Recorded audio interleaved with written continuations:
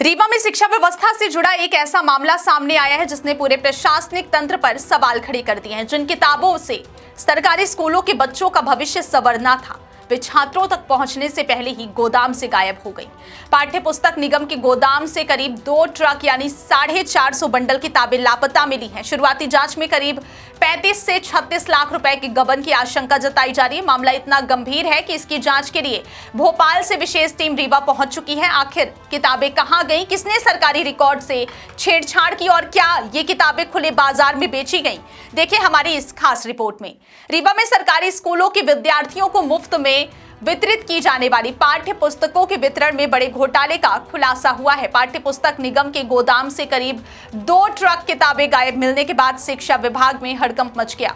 शुरुआती जानकारी के मुताबिक इन किताबों का सरकारी रिकॉर्ड में वितरण या स्टॉक खत्म दिखाया गया था, लेकिन वास्तविक स्थिति सामने आने पर कई गंभीर अनियमितताएं उजागर हुई हैं। बताया जा रहा है कि हाल ही में जिला प्रशासन के हस्तक्षेप के बाद सरकारी स्कूलों में किताबों का वितरण तेज किया गया। इस दौरान जब गोदाम के स्टॉक का मिलान किया गया तो पता चला कि करीब 450 बंडल किताबें रिकॉर्ड से गायब हैं। इनकी अनुमानित कीमत 35 से 36 लाख रुपए बताई जा रही है। इतना ही नहीं, जिन पुस्तकों को सरकारी दस्तावेजों में पहले ही वितरित दिखा दिया गया था, उनमें से कई किताबें गोदाम के अंदर ही मिली।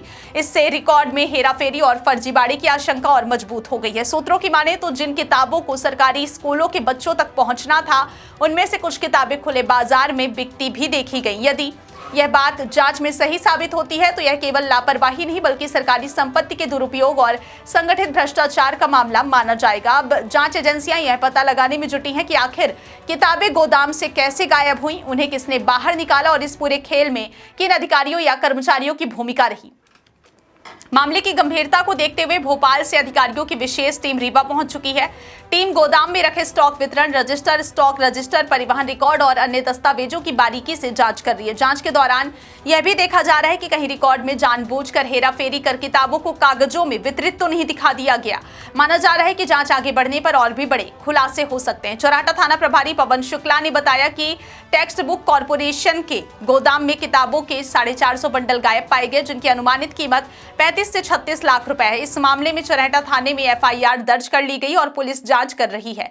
जांच रिपोर्ट के आधार पर आगे की कानूनी कार्रवाई की जाएगी। यह मामला इसलिए भी गंभीर है क्योंकि जिन छात्रों को नए शैक्षणिक सत्र की शुरुआत में किताबें मिल जानी चाहिए थी, उन्हें समय पर पुस्तकें नहीं मिल सकी। सवाल यह है कि यदि किताबें गोदाम से ही गायब हो जाएंगी तो बच्चों की पढ़ाई कैसे प्रभावित नहीं होगी। सरकार शिक्षा की गुणवत्ता सुधारने के लिए करोड़ों रुपए खर्च कर रही है, लेकिन यदि वितरण व्यवस्था में ही भ्रष्टाचार हो जाए तो इसका सीधा नुकसान छात्रों के भविष्य को उठाना पड़ता है। फिलहाल इस पूरे मामले में FIR दर्ज हो चुकी है और भोपाल से आई जांच टीम हर पहलू की जांच कर रही है। अब सबसे बड़ा सवाल यही है कि क्या इस करोड़ों की शिक्षा व्यवस्था से जुड़े घोटाले के जिम्मेदार अधिकारियों और कर्मचारियों पर कड़ी कार्रवाई होगी या फिर यह मामला भी सिर्फ जांच तक सीमित रह जाएगा। जांच पूरी होने के बाद ही साफ होगा कि छात्रों की किताबें आखिर कहां गायब हुई और इस पूरे खेल का असली मास्टरमाइंड कौन है।